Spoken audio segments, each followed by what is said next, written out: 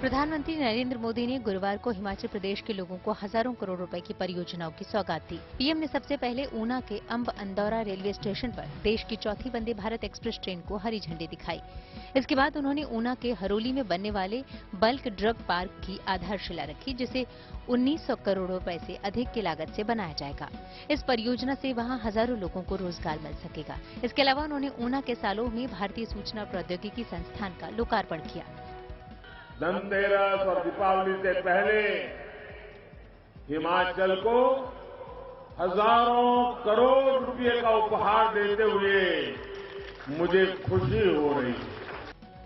करवा चौथ के मौके पर पीएम मोदी की सौगात मिलने से पीएम मोदी की रैली में पहुंची महिलाएं खुश दिखाई दी। पीएम मोदी ऊना के बाद चंबा पहुंचे और वहां प्रधानमंत्री ग्रामीण सड़क योजना के तीसरे चरण का शुभारंभ किया और 2 विद्युत प्रोजेक्ट की आधारशिला रखी।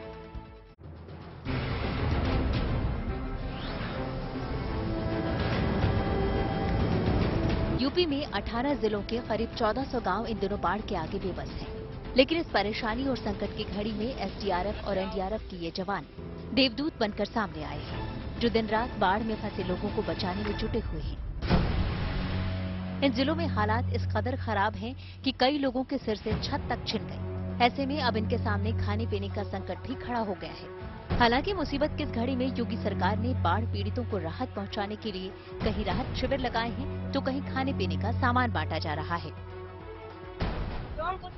सब कुछ जमा मिला है। योगी जी के हाथ से थे, बाढ़ से पीड़ित रहे, धन्य भाग मिल गया।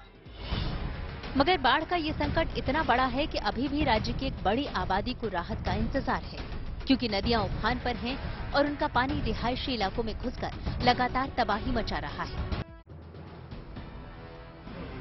अगर आपको नोएडा में ई चालान भरने को लेकर और यातायात संबंधी किसी प्रकार की परेशानी का सामना करना पड़ रहा है, तो अब आपको इधर उधर भटकना नहीं पड़ेगा। दरअसल नोएडा ट्रैफिक पुलिस ने सेक्टर 38A में एक ई चालान सेल बनाया है, जहां लोग आसानी से ई चालान भर सकते हैं। गुरुवार को इस सेल का उद्घाटन किया गया। चालान भरने के साथ साथ इस सेल में लोगों को ट्रैफिक संबंधी सभी जानकारियां भी मिल सकेंगी। एक ऐसा केंद्र बनाया गया है जिसमें रोड सेफ्टी से भी पटवारी भी बैठेंगे और लोग अपने चालान संबंधी भुगतान कर सकते हैं, चाहे वी कोड से संबंधी जानकारी हो, यातायात नियमों की जागरूकता की बात हो। नोएडा के चौराहों पर इलेक्ट्रॉनिक कैमरा लगने के बाद से ही ई चालान में बढ़ोतरी हुई। नोएडा में ट्रैफिक रूल को तोड़ने वाले वाहनों की तस्वीरें कैमरे में कैद हो रही हैं और उसी के मुताबिक लोगों को चालान भेजे जा रहे हैं। नए सेल में ट्रैफिक पुलिस कर्मियों को तैनात किया गया है, जो चालान लेने के साथ लोगों को ट्रैफिक नियमों के प्रति जागरूक भी करेंगे।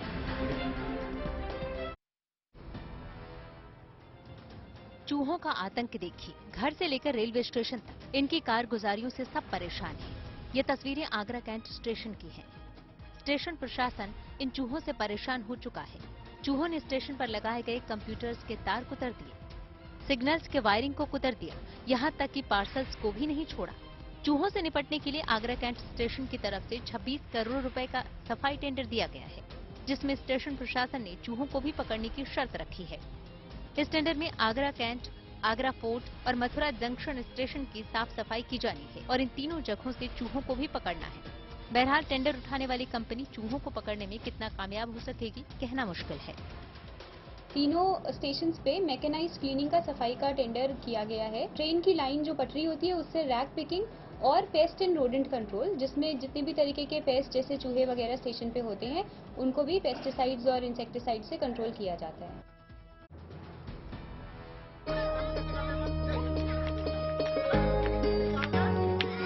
कुछ कर गुजरने की जिद एक दिन जरूर रंग लाती है। ऐसा ही नजारा इन दिनों मध्य प्रदेश के जबलपुर में देखने को मिल रहा है। बच्चों के बीच जिन्हें आप देख रहे हैं, ये हैं दिनेश मिश्र। दिनेश मिश्र जबलपुर के धर्मपुर गांव के प्राथमिक पाठशाला में शिक्षक हैं। साल 2019 में जब दिनेश इस गांव में बतौर शिक्षक आए, तो उन्होंने पाया कि स्कूल में विद्यार्थियों की उपस्थिति न के बराबर है। उन्होंने घर घर जाकर बच्चों के माता पिता से बात की, लेकिन स्कूल में बच्चों की उपस्थिति जस की तस रही। फिर दिनेश मिश्र के मन में ख्याल आया कि अगर यहाँ के पक्के मकानों पर हिंदी, अंग्रेजी की वर्णमालाओं समेत गिनती और पहाड़े लिखे जाएं, तो बच्चे स्कूल न आते हुए भी शिक्षा से जुड़े रहेंगे। और उन्हें अपनी इस योजना को कारगर बनाने के लिए गांव के लोगों से दीवार का दान मांगा।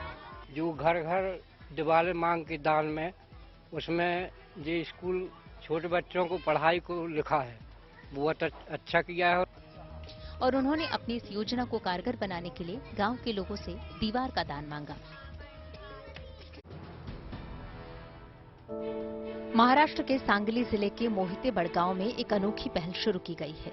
ये पहले डिजिटल डिटॉक्सिकेशन की, कहने का मतलब जिन लोगों को मोबाइल, लैपटॉप, टैबलेट, टीवी और दूसरे इलेक्ट्रॉनिक्स गैजेट्स की लत लग चुकी है, उन्हें उसे दूर करने की। इसके लिए गांव ने एक अनोखा तरीका इजाद किया है। भले ही कुछ वक्त के लिए ही सही, लेकिन गांव वालों को इससे दूर किया जा रहा है। जैसे कि घर में बच्चे पढ़ाई के लिए बैठ जाते तो सभी माता पिताओं को विनती की है कि अपने घर का टीवी और मोबाइल 1.5 घंटे के लिए बंद कर दें।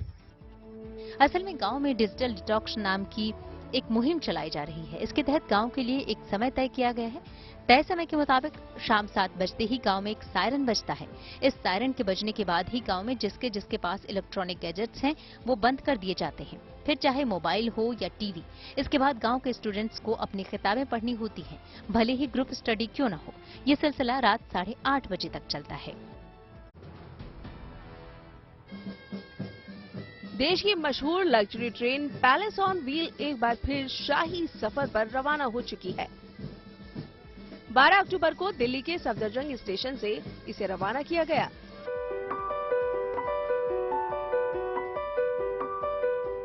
ये दुनिया की दूसरी सबसे लग्जरी ट्रेन है जिसके हर कोच में राजसी झलक देखने को मिलती है। साथ ही इसमें खातिरदारी भी शाही अंदाज में की जाती है। ये ट्रेन दिल्ली से सवाई माधोपुर, जयपुर, चित्तौड़गढ़, उदयपुर, जैसलमेर, जोधपुर, भरतपुर और आगरा में रुकेगी। इन जगहों पर सैलानियों को यहाँ के प्रमुख पर्यटन स्थलों पर सैर सपाटे का मौका मिलेगा। कोरोना काल के दौरान 2 साल तक ट्रेन के सफर पर ब्रेक लग गया था। अब एक बार फिर से इस सफर की शुरुआत हुई है तो इसका पूरा लुक बदला बदला नजर आ रहा है। पन्ना में एक बार फिर 2 मजदूरों की किस्मत अचानक खुल गई है जब खनन इलाके उथली में टहलने वाले इन मजदूरों के हाथ हीरे लग गए। पहला हीरा छतरपुर के रहने वाले वृंदावन रैकवार को मिला, जबकि दूसरा हीरा छतरपुर के ही रहने वाले दस्सू कोंदर को मिला है। वृंदावन को हीरा शरद पूर्णिमा के मौके पर टहलते हुए मिला, जबकि दस्सू खदान लगाकर लंबे समय से हीरे की तलाश में था। हीरा का इनको हीरे प्राप्त हुए हैं, जो कि एक हीरा पट्टे परिजन से प्राप्त हुआ है, जिसका वजन 3 कैरेट 40 सेंट है। ये मैला किस्म का हीरा है। और दूसरा हीरा 4 कैरेट 86 सेंट है, जो पड़ा हुआ एक व्यक्ति को प्राप्त हुआ है, जिसका नाम वृंदावन रैकवार है। ये छतरपुर निवासी है और उज्ज्वल किस्म का हीरा है। वृंदावन रैकवार को मिला 4.8 कैरेट का जेम्स क्वालिटी का है, जिसकी कीमत बाजार में 20 लाख रुपए बताई जा रही है। जबकि दस्सू कोंदर को मिला हीरा 3.40 कैरेट का है। हालांकि ये मटमैले रंग का बताया जा रहा है। बहरहाल दोनों लोगों ने हीरा को खनन दफ्तर में जमा करा दिया है। ये नजारा यूपी के शाहजहांपुर जिला जेल का है। डांडिया करती ये महिलाएं यहाँ की कैदी हैं, लेकिन यहाँ इन्हें हर तरह की खुशियों को मनाने की पूरी आजादी है। तस्वीरें करवा चौथ के जश्न की हैं। कैदी महिलाएं जमकर डांडिया करती नजर आ रही हैं। यूपी का ये ऐसा जेल है जहाँ हर खुशी के मौके पर कैदियों को जश्न मनाने की छूट है। जेल प्रशासन का कहना है कि महिला कैदियों के लिए करवा चौथ मनाने का सारा इंतजाम किया गया है। महिला कैदियों को साज श्रृंगार की चीजें बांटी गई हैं ताकि वो करवा चौथ व्रत का पालन पूरे नियम के साथ कर सकें। हाथों में नन्ही सी बच्ची लिए ये यहाँ के जेल अधीक्षक मिजाजी लाल हैं। कुछ महीने पहले ही इस बच्ची का छठिहार बड़ी धूमधाम के साथ इसी जेल में मनाया गया था। शाहजहांपुर जेल प्रशासन का कहना है कि इस तरह के कार्यक्रमों के आयोजन से कैदियों की मानसिक स्थिति पर गहरा प्रभाव पड़ता है और उन्हें डिप्रेशन से बाहर निकलने में मदद मिलती है। महिला बंदियों को करवा चौथ का व्रत परंपरागत ढंग से मनवाने के लिए उन्हें करवा चौथ से संबंधित सामग्री तथा उन्हें सजने संवरने के लिए आवश्यक कॉस्मेटिक सामग्री उपलब्ध कराई गई।